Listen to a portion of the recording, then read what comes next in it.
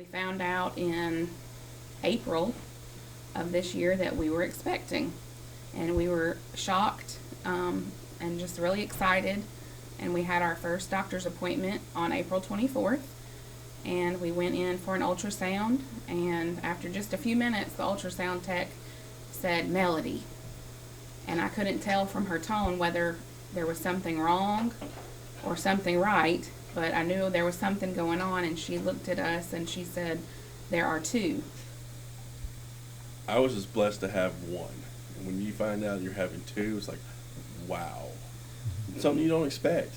And immediately, I think we laughed and we cried and we just, every emotion that you can imagine in that moment. So that kind of began our pregnancy journey once we had, the pregnancy validated and found out it was twins. And we were immediately told by our doctor on the same visit that we would be referred to a specialist because I was advanced maternal age, which is the nice way of saying I'm an old mom, and just had some other things going on besides the fact that it was multiples.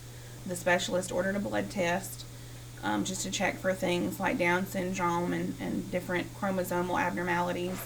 Nothing that we really thought twice about until the morning that he called me and said, "We think at least one of your babies has trisomy 18, which I didn't even know what that was. I just listened and, kind of said, "Well, okay." And he explained that that is a fatal abnormality, that children born with that specific disorder don't usually live. In fact, most of them die in the womb. And that was just devastating. We told, of course, our immediate families and a few prayer warrior friends that we knew would take it to the throne with us, and we kind of just progressed from there. And it was really a roller coaster. Each appointment would be different. We'd go to an appointment and get a little bit of encouragement. Things are looking good. We'd leave feeling really relieved and like we were doing the right thing. And then the next appointment we would go to, there would be something else, that could be telling, or the doctor would just say something like, we can't tell, or we didn't really get good pictures today, so we're not sure. Later into the pregnancy, probably around 27 weeks or so, our baby B, Hudson, started to grow differently than our baby A, Hank. For a long time they were neck and neck with their sizes, and everything was just the same as far as their weights. And around week 27, Hudson began to grow at a slower rate. At first it wasn't a big difference, but at each appointment it began to become a bigger difference. Of course, the doctor let us know that that could be a sign of the trisomy 18, was the small baby. At that point, things were kind of put into a different perspective for us. The doctor explained that, it could possibly change our course of treatment because Hank, our baby A, was doing so well that if baby B was not and needed to be delivered early, we could risk losing both of them. And of course, the doctor, being basing everything on science, kind of explained that it might be in the best interest to know ahead of time, because if we were going to lose Hudson anyway, we wouldn't necessarily want to risk Hank to save him.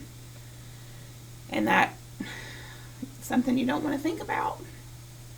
So it was right after that we had an appointment like 3 weeks ago that he did state that maybe in the next week or two that we would be they'd probably be delivered. We go back, was it last 2 weeks ago Friday, and Hudson's little vitals weren't too good, and he had what's called reverse flow of the blood. So the doctor admitted us that Friday, the 16th, in the hospital. So we've been all weekend here at the hospital. Monday they scheduled an emergency or scheduled a C-section, and at 15:01 and 15:02, Hank and Hudson came into this world. These guys have touched my heart from the get-go, and I'm going to cry now. That's okay. I remember when I heard that they were going to be born that day, that I said prayers before they did the C-section, that little Hudson over there would be normal and healthy. And I came in the room as soon as they came in, and I checked him out, and he was. And it was just really awesome. What has changed in your relationship with the Lord since this? Anything I think I've come closer to the Lord. closer to the Lord? Mhm. Yeah. Talk about that a little bit. To know what He's done since knowing these two were coming in the world, going through this journey of up and down, leaving it in His hands, and finally some resolution when they're born, knowing, hey, these are two healthy kids. You know, God has blessed me and Melody to have a new journey in our life. While we appreciate science, we know there's somebody that has That's Oh, right. yeah. the first and last word. That's right. And since the babies have been born, our specialist has come to see us in the hospital, and he told me that he thought he was 95% sure. He said, I couldn't, say that because I didn't know for sure. He said, but in my mind, I was 95% sure that you had a baby with trisomy 18. Yeah. He said everything that I could see or not see led me to believe that. So what's his reaction now? He's excited. If a doctor can be excited without, crossing over onto the religious side, he's very pleased and very happy with the outcome. But I kind of wanted to say, take that, because it's hard when you are approaching things from a faith standpoint and you're sitting across the table from somebody that's, dealing with everything on a scientific standpoint. Sometimes those two things don't mesh very well together, but I'm glad that we trusted God and trusted our faith. Definitely. And what a wonderful testimony. Absolutely. And Right. there's a great plan for these boys, and I'm excited to get to be their mom. And being a NICU family is hard. Not getting to take them home, but it puts everything in perspective. Had we not been through the up and down journey, I think it would be a lot harder.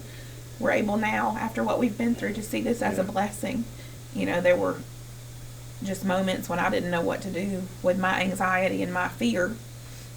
Sometimes we think as Christians we shouldn't have those feelings because we should trust. We do. But we're human, and when I had those Yeah. feelings, I gave them to God, and He took them, and He was able to provide me with peace. If it was His will for us to leave the hospital with one baby, or two babies, or 0 babies, and we knew that we would be okay, that God would have us in His hand. And I think that's the peace that we had.